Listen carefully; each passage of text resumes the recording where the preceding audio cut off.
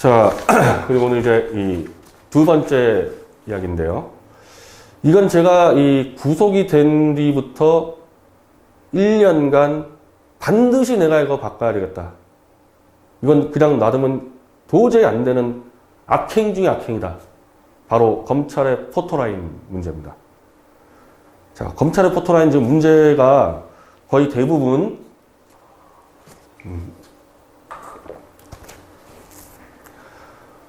뭐 어떻게 왜 법적으로 유죄 판결도 안 된 사람을 이 기자들을 한 6, 70명 앞에 세워가지고 범죄자로 낙인 찍고 뭐 수갑도 채우잖아요? 때에 따라서. 그래서 한 분 돌아가셨죠. 그 구속영장이 정당한지 안 정당한지 판사 앞에 심의를 받으러 가는 그 자리에 기자들 70명 모아놓고 수갑을 채워서 들어가게 해서 범죄자로 낙인 찍어서 기무사령관님 한 분 돌아가셨습니다. 근데 저는 그때 수갑을 안 찼어요. 근데 저는 그때 기억나는 게 서정욱 변호사가 같이 동행을 해서 원래 이렇게 되는 겁니다. 구속영장이 떨어지면은 검사를 만나러 가는 거예요. 당일날. 검사를 만나러 가서 검사실에서 있으면은 검찰 경호 직원 2명이 와서 저를 재판부로 데려가는 겁니다. 그 과정에서 수갑을 채우는데 뭐 제가 뭘 알겠어요? 수갑을 차야 되는지 안 차야 되는지. 근데 서정욱 변호사가 그거는 강행 조항이 아니라 임의 조항이니까 야, 변희재가 지금 무슨 경호원들을 때려 부수고 도망가겠냐. 수갑 안 차겠다 했더니 검사가 수갑 채우지 마라. 그래서 저는 수갑을 안 찬 채로 그쪽으로 가게 된 겁니다. 재판부로. 근데 다들 지금 포토라인이 인권 침해다. 이걸로 문제제기 하는데 저는 그날 전혀 그런 생각이 든 게 아니고 이거 내가 1년 내내 1년 6개월 동안 태블릿이 심각하게 조작된 의혹이 있다. 아무리 외쳐도 우리 강력히 연대된 같은 동지들이 하는 매체, 뭐 뉴데일리, 그리고 정기자 주필의 뭐 펜앤마이크 이런 거 빼고는 안 받아주니까 기사를. 야, 이거 어떻게 내가 속 시원하게 좀 기자들 앞에서 한번 얘기할 기회가 있었으면 좋겠는데 구속영장 실질심사 거기에 바로 포토라인에 기자들이 60, 70명 몰려 있으니까 저는 이 생각이 들었죠. 이게 웬 떡이냐 이게. 이건 지금 인권 침해 그게 아니고 저는 너무나 좋은 거예요 그게. 기회는 왔다. 여기서 내가 그동안에 왜 조작서를 주장했는지 기자들 앞에서 다 설명을 하면 기자들이 납득할 거다. 상식적인 기자라면, 물론 요즘 기자들 하도 개돼지들이 많아서 그렇지만 그 개돼지 빼고 IQ 100만 넘어가는 기자라면은 문제제기 할만 했었구나. 저는 그걸 기대했었어요. 구속영장 발부됐을 때. 나에게도 기회가 주어지는구나. 그래서 사실은 꽤 장문의 이 글을 썼고 장문의 글을 사전에 돌리고 그걸 들고 뚜벅뚜벅 기자들 앞에 들어가서 제가 이제 나오자마자 그 영상을 봤죠. 나오자마자 제가 이제 모두 발언을 하는데 당시 쟁점이 그거였습니다. 구속영장에서 국립과학수사연구원이 검사를 한 결과 최순실 것으로 과학적으로 판명이 났고 JTBC는 일체의 조작을 가하지 않았다는 결론이 내려졌다. 검찰의 구속영장에 그렇게 써 있어요. 새빨간 거짓말입니다. 구속영장에 거짓말을 갖다 적어놨습니다. 그래서 제가 기자들 앞에서 자, 이렇게 검찰이 구속영장에다 적었지만 저건 거짓말입니다. 국가수에서 전원 발표한 적 없습니다. 국가수에서는 최순실 거라고 얘기한 적이 없고 다수의 사용자가 사용했을 가능성이 높다. 그게 바로 제가 얘기한 대로 청와대의 공용 PC였다. 만약 청와대의 공용 PC면 청와대 문건이 들어간 게 너무나 당연한 거기 때문에 이걸로 무슨 박근혜 대통령이 최순실에게 청와대 정보를 줘서 뭐 나눠 먹었다. 다 무너지는 거잖아요. 그래서 청와대 공용 PC라고 전 주장을 했는데 국가수에서 이거는 이른바 계정 메일들이 워낙 여러 개 사용된 걸 보니까 한 사람이 아닌 여러 명이 썼다. 그게 국가수의 결론이었습니다. 그게. 이걸 거짓말로 최순실이 썼다고 국가수가 발표했다. 영장 적어놓고. 그 전날, 자, 제가 구속영장 떨어지기 전날 5월 23일 18년 지난해. 바로 최순실 2심에서 국가수의 나기현 공업연구관이 증인 출석해서 이경재 변호사가 심리하는데, 자, 당신들 최순실 거 맞다고 보고서 발표한 적 있습니까? 검찰이 자꾸 그렇게 떠드는데, 나기현 연구관이 아니 우리 그런 결론 내린 적 없다. 그거 발표한 적 없다. 끝났어요. 그냥 완전 결론으로. 자, 얼마나 웃겼냐 하면은 지금까지 그 당시에 검찰과 JTBC가 국가수가 최순실 거라고 결론 내렸다 그래가지고 모든 기자들이 막 갖다 베껴 적고 있었단 말이야, 거기 대해서. 근데 정작 국가수 직원이 나와서 그런 말 한 적 없다 그랬으면은 정상적인 기자라면, IQ 100이 넘는 기자라면은 정정보도 해야죠. 정정보도가 아니고 그냥 국가수 태블릿 최순실 걸로 결론 내린 적 없어, 이렇게 보도를 해야 되는 거 아닙니까? 그날 검색해보세요. 미디어워치 빼고 단 한 개의 언론사도 그 보도 안 했습니다. 조선일보고 연합뉴스고 뭐고, 그 생생하게 나기현 연구관이 증언한 것 전 언론사가 단 하나도 보도 안 했습니다. 지금까지 검찰 불러주는 거, JTBC가 불러주는 거 받아 적다가 180도 반대 증거 나와버리니까 보도를 안 해버려요. 이게 뭐예요? 이게 기자예요? 뭡니까, 이게? 그리고 저는 그 다음날 바로 구속영장을 받은 겁니다. 시점 이상하죠? 시점 뭐겠어요? 이거 지금까지 검찰과 JTBC가 거짓말한 게 완전 드러나니까 당연히 저는 그걸 내고 이슈 투쟁 갔을 거 아니에요?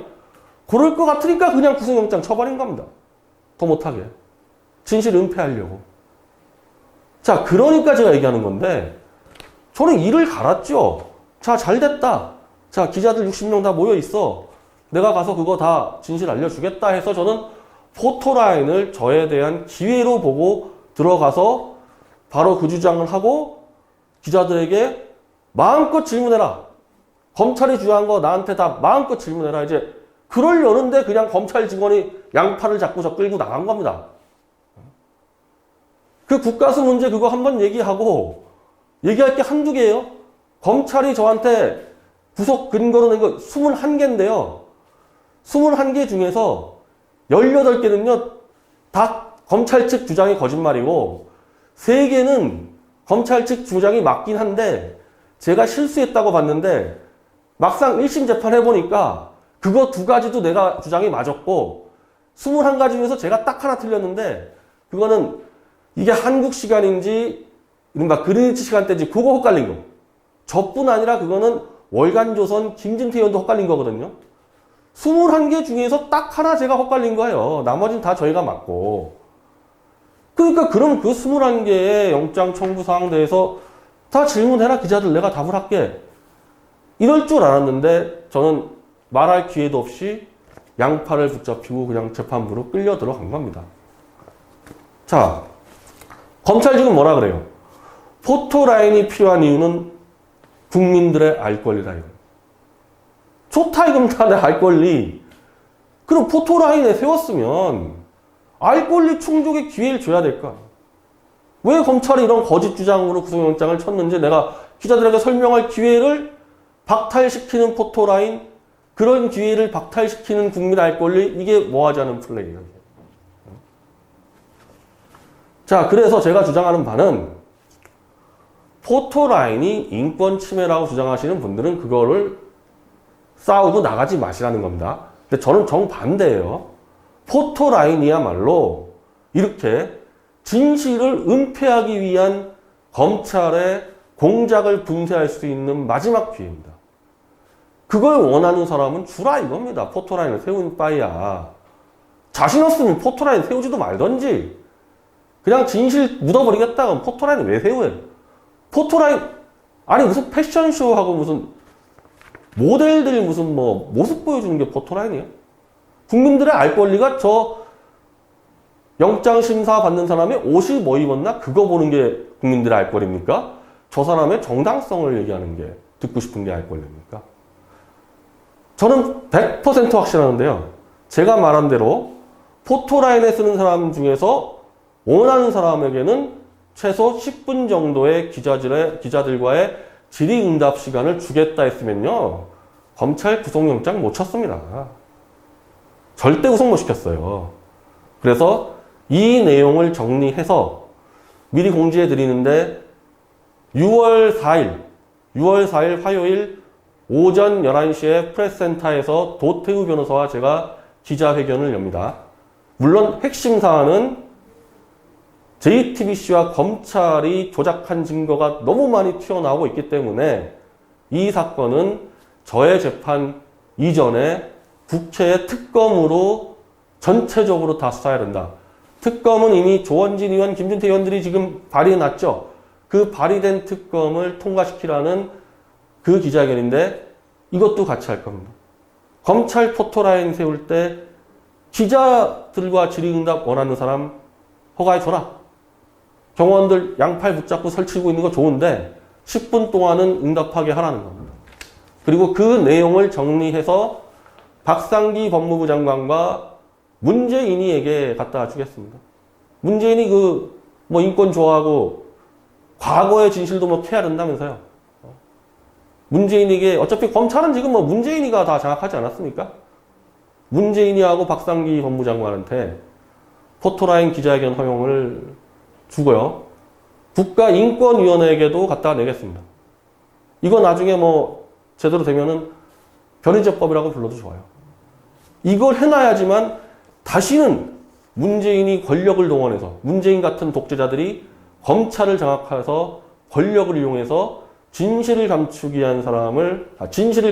위해서 사람을 감옥에 집어넣는 거를 막을 수 있고요. 이건 나중에 제가 또 정리할 건데 영장실질심사를 비공개로 하는데 저는 그것도 공개해야 된다고 봅니다. 원하는 사람에 한해서. 정말 제가 이건 나중에 좀 할 건데 영장실질심사 받으면서 제가 충격을 받았습니다. 비공개 재판 제가 처음 받은 거 아니에요. 판사가 아니라 JTBC 대변인이었어요. 제가 항변할 수도 없는 수준이에요. JTBC의 거짓 보도를 줄줄줄 읽으면서 인정하라는 수준으로 나왔습니다. 알고 보니 결국 문재인을 지지한다는 판사들의 모임이라고 다들 보도가 되는 우리법 연구의 판사였습니다. 영장 발부한 판사가. 이것도 나중에 문제제기할 건데 구속영장 발부한 판사도 우리법 연구회. 1심 판사. 한국 신기록 세워준 1심 판사. 명예훼손으로 1년이 지금 신기록이었는데 2년으로 갈아치운 그 판사도 우리법 연구회. 이번에 2심 판사도 셋 중에 한 명이 또 우리법 연구회. 이상한 보석 조건 집어넣은 우리법 연구회. 우리법 연구회 판사가 제가 알기로는 80명이라고 알고 있는데 전체 판사가 2,000명이거든요. 근데 저는 구속 1심, 2심, 3연속 우리법 연구회에 걸렸습니다. 이거 우연 맞아요? 김명수 대법원장님께 한번 제가 공식적으로 질의해도 되는 겁니까? 이거 컴퓨터 추첨한 거 맞습니까? 확률 한번 계산해 볼까요? 이게 거의 20분의 1 곱하기 세제곱 이 정도로 몇만 분의 1 아닙니까? 어떻게 JTBC도 맨날 주장할 때 보면은 최순실의 태블릿에 돼 있는 비밀 패턴, L자 패턴 우연히 똑같아서 풀었다. 14만 분의 1로 우연히 풀었다고 얘기하는 L자 패턴이고 어떻게 재판부도 우연히 3번 연속 우리법 연구회가 걸립니까? 그런 전례가 있어요, 지금 대한민국 재판사에서? 이것도 한번 제가 질의해 볼게요. 상황 봐가지고 대법원장에게. 한두 개가 아니에요, 지금 이상한 일들이. 자, 모든 과정들. 본격적으로 이제 저는 태블릿 PC의 진위 여부를 싸우겠지만은 구속되고 가는 그 과정이 엉망진창이었다는 거예요. 엉망진창. 국가 적폐고요. 이게 완전히 국정농단이고 사법농단이 가는 겁니다, 지금. 제가 들어가서 나올 때까지 과정이 제대로 된 게 하나도 없어요. 다 엉망진창입니다. 이거 다 뜯어 고치겠다는 거죠. 자.